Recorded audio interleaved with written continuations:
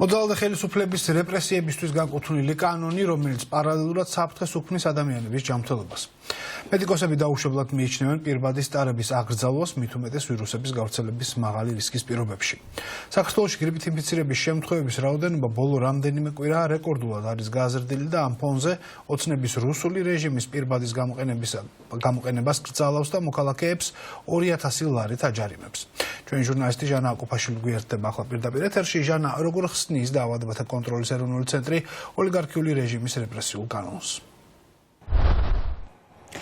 პირბადის აკრძალვის მიუხედავად დაავადებათა კონტროლის ეროვნული ცენტრი დუმს ჩვენ დავუკავშირდით NCDC-ის ხელმძღვანელს პაატა იმნაძეს და ვკითხეთ გავრცელებული ვირუსების ფონზე რატომ არ ამბობენ არაფერს და რატომ არ ეუბნებიან ხელისუფლებას რომ პირბადის აკრძალვა გრიპის ვირუსების ფონზე შეცდომა განსაკუთრებით იმ ფონზე როცა ქვეყანაში კოვიდის ახალი შტამები ცირკულირებს საკმაოდ უცნაურია რომ იმ დროს როცა ქვეყანაში კოვიდ პანდემია იყო მოქალაქეებს იმის გამო აჯარიმებდნენ რომ პირბადის გარეშე გადაადგილდებოდნენ, ახლა კი დაავადებათა კონტროლის ეროვნული ცენტრის ხელმძღვანელი ამტკიცებს, რომ პირბადე აუცილებელი არ არის, რასაც ექიმები და ეპიდემიოლოგები არ ეთანხმებიან. ისინი ამბობენ, რომ ამ პირობებში პირბადის აკრძალვა დანაშაულია. ავატყობს რა უნდა მიტინგზე. ავატყობს სახში უნდა იყოს პირველი რეკომენდაცია ეგ არის გენეცოლა. ღია სივრცეებში ჩვენ არასოდეს არ ვამბობთ რეკომენდაციას ხოლმე, დახურულ სივრცეებზეა. გრიპი და გრიპის მაგვარი დაავადებები არის ძალიან მაღალკონტაგიოზური ინფექციები, რომლებიც ძალიან სწრაფად გადადის და ესე ვთქვათ, ძალიან მოკლე დროში დიდი რაოდენობით შეუძლია ადამიანების მოცვა დაავადება. იმისთვის რომ თავი დავიცვათ, ანუ რამოდენიმე ხერხი არსებობს.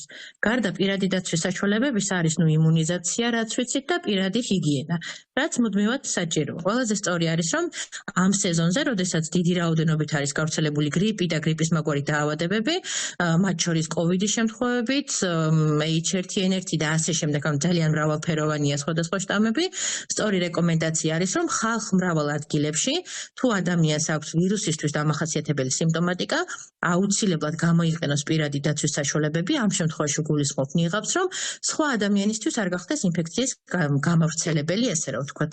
იმის ფონზე, როდესაც სახელმწიფო მოუწოდეს თავის მოქალაქეებს, რომ ოქტომბრიდან ჩაიტარონ გრიპზე ვაქცინაცია, რათა გრიპის ეპიდემიას ხელი შეუშალონ, რომ საზოგადოებაში არ გავრცელდეს, რა თქმა უნდა, პირბადის ტარების აკრძალვა ეს არის პირდაპირ ხელშეწყობა ინფექციის გავრცელებისთვის, მით უმეტეს მასობრივ თავშეყრის ადგილებზე.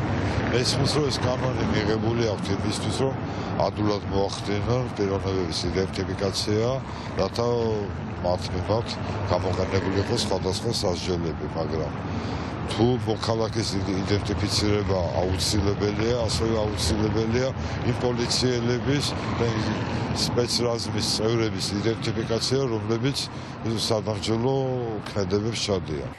ადამიანის უფლებების შემზღუდავი სადავო კანონები, რომლებსაც ხელი ოცნების არალეგიტიმურმა პრეზიდენტმა მოაწერა უკვე ძალაშია, დასჯადი გახდა სახის ნიღბით ან სხვა ნებისმიერი საშუალებით დაფარვა, ასევე აიკრძალა პიროტექნიკის და ლაზერის გამოყენება. ამის მიუხედავად მოქალაქეების პროტესტი არ წყდება, ისინი კვლავაც ქუჩაში დგანან და ამბობენ, რომ რუსული რეჟიმის მიერ მიღებული კანონების არავის ეშინია.